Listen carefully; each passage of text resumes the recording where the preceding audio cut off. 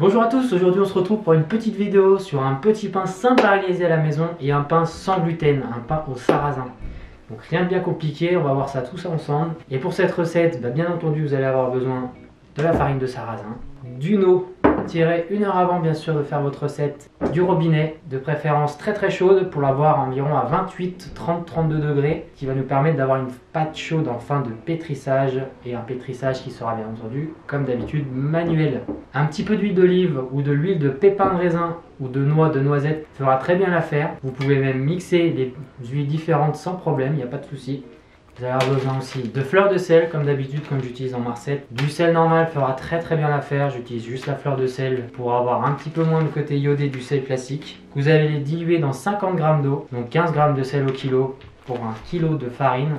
Et bien entendu, le plus important, le levain. Donc ici, on a un levain de sarrasin pur réalisé il y a 3 jours. Donc on peut bien voir une belle fermentation. Ça va être essentiel d'avoir un très bon levain pour réaliser cette recette. Vous pouvez bien entendu utiliser de la levure fraîche ou de la levure déshydratée. Je vais vous montrer exactement comment on fait avec le même procédé du levain. Ou en complément pour assurer votre fermentation complètement avec une partie de levure et une partie de levain, ça se fait également aussi.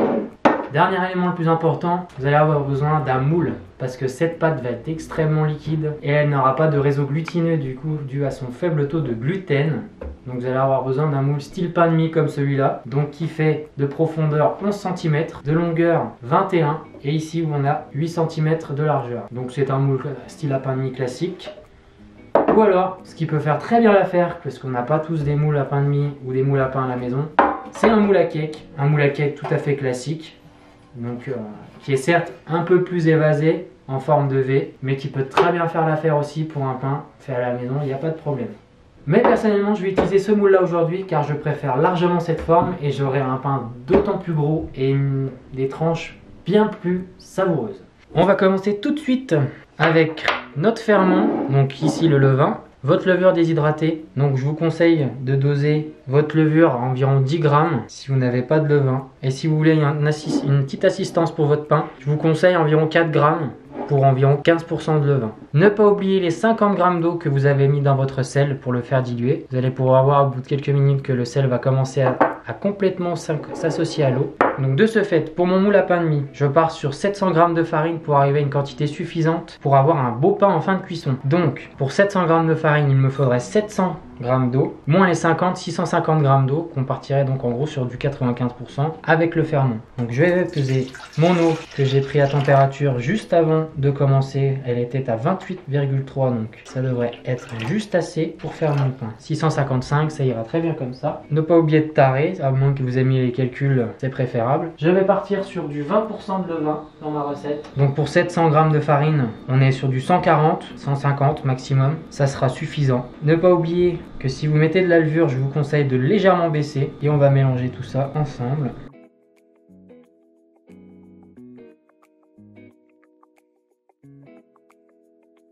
Mélanger tout ça à la main. Hop, de sorte de bien diluer les ferments dans l'eau. Vous pouvez maintenant ajouter environ 50 g de l'huile de votre choix. Ajoutez votre farine. Et on est parti pour mélanger à la main, sans l'eau et le sel, pour l'instant.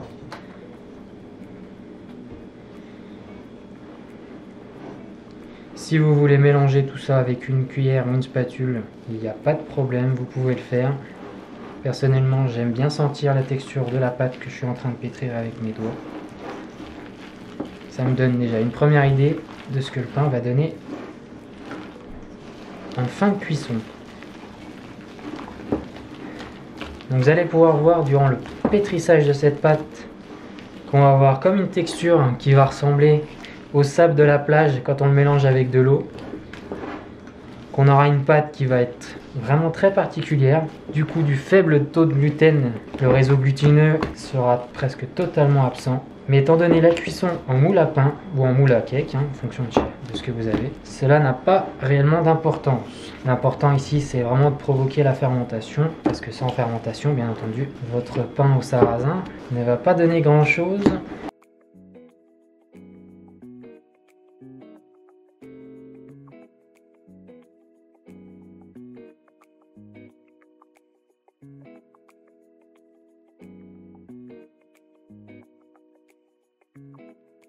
Une fois 2-3 minutes passées, et vous assurez bien que dans le fond, on n'a pas de caton de farine, deux méthodes s'offrent à vous. On peut, soit comme je vais le faire maintenant, laisser la pâte reposer une demi-heure sans l'eau et le sel, ce qui va permettre aux levures de commencer leur travail, soit vous ajoutez votre sel maintenant. Ça va pas extrêmement changer grand chose, c'est juste que l'action du sel au contact des levures va les ralentir. Et étant donné que je veux que mes levures s'activent assez rapidement, je vais laisser une fermentolyse d'une demi-heure pour que les levures commencent leur travail et j'ajouterai l'eau juste après. Avant de terminer et de laisser notre pâte tranquille, on va s'assurer de la bonne température de celle-ci. Donc comme dit précédemment, on visait une pâte chaude, donc on va dire au supérieur à 25 degrés, sans pour autant atteindre les 29 degrés, ça serait un petit peu trop. Pendant que votre thermomètre monte en température, vous allez aller préchauffer votre four à 250 degrés, chaleur au sol ou à 500 Fahrenheit en fonction du four que vous avez chez vous. On peut voir ici qu'on est déjà à 27 degrés, c'est la température qu'on visait. Si on n'atteint pas les 28, ça serait génial. 27,5, c'est parfait. Donc on se retrouve dans très peu de temps pour vous et dans une demi-heure pour moi. Une demi-heure plus tard, on se retrouve avec notre pâte qui a commencé à reposer en fermentolyse. On va venir y ajouter l'eau et le sel et on est reparti pour mélanger tout ça.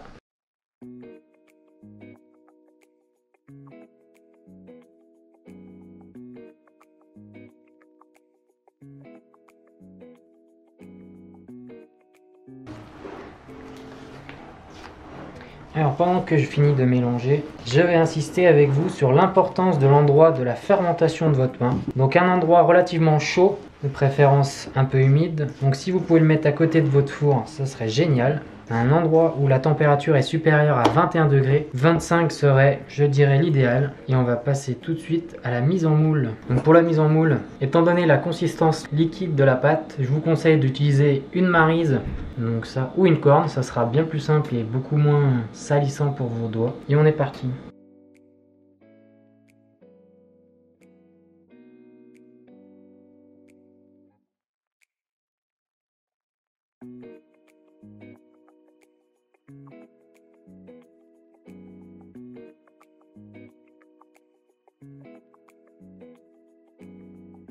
Une fois qu'il est en moule, vous allez peut-être vous poser la question, comment on va savoir qu'il est bon à mettre au four? Pour un pain de seigle qui ressemble à celui-là ou un pain de sarrasin comme celui-ci, il y aura une technique très simple que je vais vous montrer. Prenez un petit tamis avec une farine blanche de préférence. Vous venez tout simplement déposer une fine couche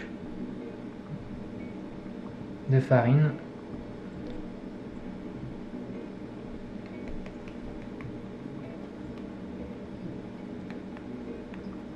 Un peu partout comme ça. Et avec cette farine, ça va nous permettre de voir où en est la fermentation. Je peux déjà vous dire qu'on est parti à une température comme j'ai chez moi à 25 degrés à côté du four pour au moins 1h30. Donc je vous tiens informé et vous allez voir qu'avec ce processus, on va pouvoir observer quand est-ce qu'on va pouvoir le mettre au four de façon optimale. Allez, c'est parti.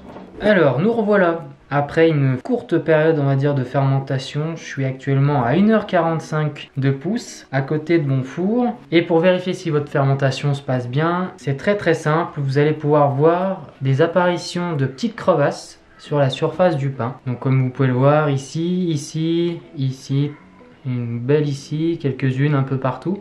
Et cela, c'est le signe, on va dire, que la fermentation se passe très bien et qu'on va arriver à un point où on va pouvoir enfourner notre pain. C'est-à-dire que là, je suis à 1h45, je vous avais dit 1h30. Je pourrais attendre un quart d'heure de plus. Mais ici, je vois qu'on n'est pas trop mal. Et puis, je veux garder, on va dire, le pouvoir du levain. Donc, la fermentation encore active à l'enfournement. Donc, ne vous inquiétez pas, c'est un pain sans gluten. Donc, la fermentation, on va dire, se fait beaucoup moins de façon prononcée. Donc, si vous avez ce résultat-là ou un tout petit peu moins ou même un peu plus, c'est pas grave, c'est que ça se passe bien. Donc, c'est un pain qui va pas trop lever au four du fait qu'on n'a pas de réseau glutineux avec le gluten dans un pain blanc ou un pain complet par exemple. Donc là on va partir à un enfournement donc avec votre four qui a bien été préchauffé. Je rappelle, c'est très important, on n'enfourne jamais dans un four à froid. Donc on va partir sur 35 minutes à 250 degrés Celsius ou 500 Fahrenheit. Et après je reviens vers vous et je vous explique la marche à suivre pour le reste de la cuisson. Allez, en avant, c'est parti. Donc comme vous pouvez le voir dans le four, donc c'est un four conventionnel classique. Donc j'ai mis la chaleur au niveau du sol. J'ai ici une plaque type plaque à pizza en pierre. Donc en fait c'est pour m'aider à avoir une superbe sol, un peu imitation comme le four en boulangerie on va dire. Donc je vais l'enfourner, hop, bien au milieu. Et là, bon, mes systèmes D, méthode on va dire de débrouillard, vous allez créer de la vapeur, donc ça sera pas aussi efficace que celle en boulangerie. Donc si vous avez un spray, ça serait l'idéal. Et là, vous allez venir juste, c'est contre la paroi du four, surtout pas sur votre pierre, ça va la fissurer. Vous allez venir créer un tout petit peu de vapeur et vous refermez très rapidement votre four. Et c'est parti. Après 35 minutes de cuisson, vous devriez avoir un résultat similaire, c'est-à-dire qu'on a une légère pousse au four, comme je l'ai cité plus tôt, du fait du faible taux de gluten dans la farine de sarrasin. C'est un pain qui va très peu développer, mais on voit qu'on a ici quand même un très bel aspect, que le pain a bien éclaté quand même au four. Et on va le démouler et repartir pour environ 15 à 20 minutes, en baissant la température à 180-190 degrés Celsius, environ 360 Fahrenheit.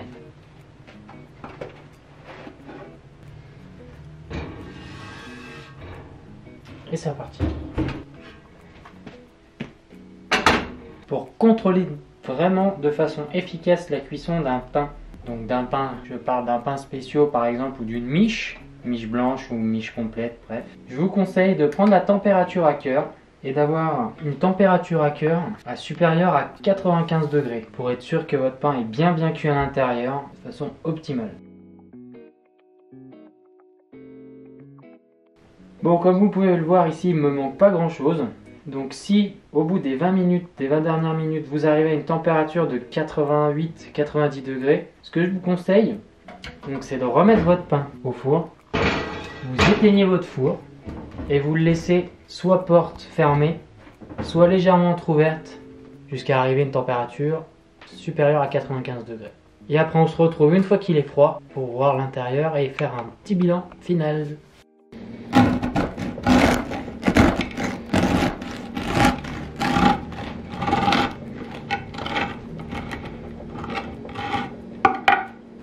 Concernant le petit bilan final pour notre pain au sarrasin, donc on a une mie grasse au toucher due au fort taux d'hydratation, une très belle croûte qui est à la fois souple mais très dure, donc on aura quelque chose de très croquant en bouche. On a quand même une mie assez dense malgré une présence de fermentation qu'on peut voir vis-à-vis des petites bulles. Ça sera pas un pain qui va être très alvéolé et très léger comparé à si vous voulez on va dire à un pain blanc. Mais contrairement à un pain classique blanc, ça sera un pain qui sera bien plus nutritionnel, bien plus riche en minéraux, en vitamines et bien plus digeste qu'un pain traditionnel classique comme la baguette. Donc vous pouvez savourer ça, je pense, à n'importe quelle heure de la journée sans complexer. Il doit avoir un indice glycémique relativement bas, contrairement à un pain blanc. Donc bonne dégustation et puis à bientôt.